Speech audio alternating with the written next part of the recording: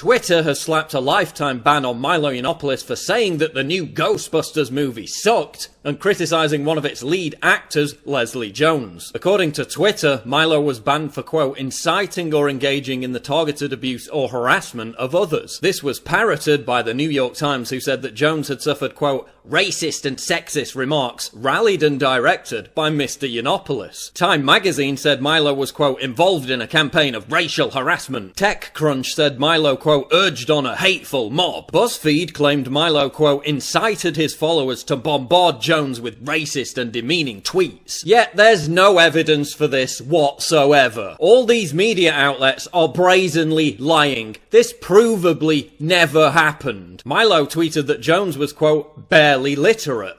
That's it. That's not harassment, it's a statement of fact. And it isn't proof of Milo inciting a targeted campaign of abuse against Jones. There's no proof whatsoever that Milo incited the targeted abuse or harassment of Leslie Jones, who did engage in the incitement of targeted abuse against another Twitter user. Who could it possibly be? And it was Leslie Jones. She sent out a tweet on Monday inciting her followers to target someone with whom she disagreed. Bitch, I want to tell you about yourself, but I'm gonna let everybody else do it. I'm gonna retweet your hate. Get her! Get her!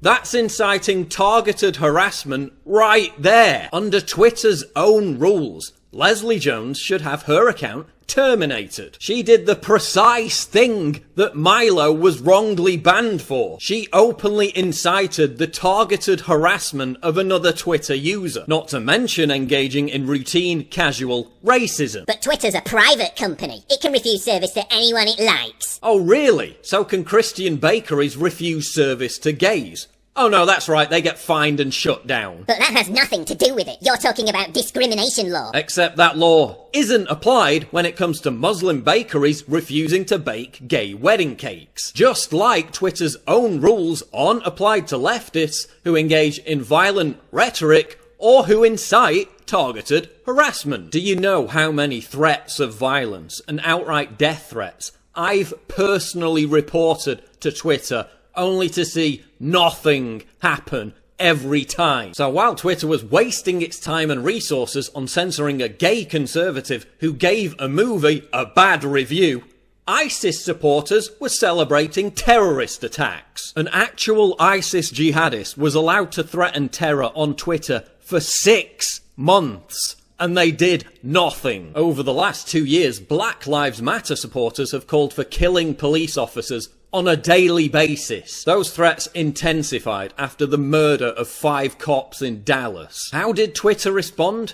It gave them their own emoji. So I guess under these new rules, prominent Twitter users with hundreds of thousands of followers are now personally responsible for racist and violent tweets sent by their followers. Does that mean D. Ray McKesson or Sean King will be held personally responsible for the deluge of violent threats and incitements to kill cops tweeted by Black Lives Matter supporters? Does that mean apologists for radical Islam like Glenn Greenwald will be held personally responsible for ISIS propaganda or death threats sent to conservatives by Islamists? Is Justin Bieber responsible when his fans cut themselves with the hashtag #CutForBieber? Is Beyonce responsible when her fans go after One Directioners with death threats and rape threats? Of course not. It's preposterous to suggest that a public figure, an entertainment personality, or a prominent journalist is responsible for what other people post on the internet. Does that mean feminists like Anita Sarkeesian or social justice warriors in general will be held personally responsible for the mob witch hunts that ruin people's lives and destroy their careers on a regular basis? No, they won't, because Twitter's arbitrary, punitive rules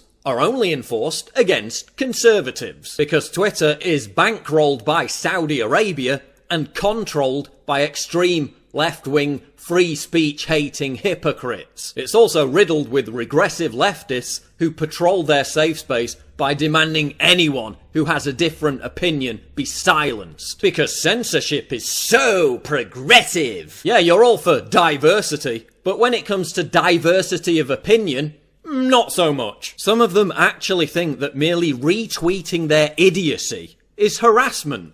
That's the new standard for cyberbullying. Harassment is threats of violence, but it's also the day-to-day grind of you're a liar, you suck. Twitter is now a privately owned public commons. Twitter and Facebook are working with governments to hunt down thought criminals. What's next? Are you going to ban people from using the internet altogether if they trigger your butthurt? You know, Twitter is a private company. It's entitled to do what it likes. The problem is it's lying to users. Jack Dorsey says that it's the free speech wing of the free speech platform, the free speech wing of the free speech party, that he wants it to be a utility like water, that Twitter is the place you go if you want to express yourself. That's a lie. There is a systematic campaign against conservative and libertarian points of view on Twitter. In the ultimate equation, when future generations look back on this critical juncture in the fight for liberal Western ideals of free expression, the judgment will be damning. Twitter, Jack Dorsey, you were on the wrong side of history.